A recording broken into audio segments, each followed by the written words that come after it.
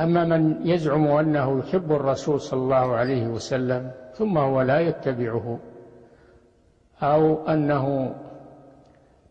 أنه يبتدع البدع ويظن أنه يحب الرسول وهو يبتدع البدع، فهذا كاذب في محبته للرسول صلى الله عليه وسلم، كالذين يدعون أنهم يحبونه ويحيون الموالد.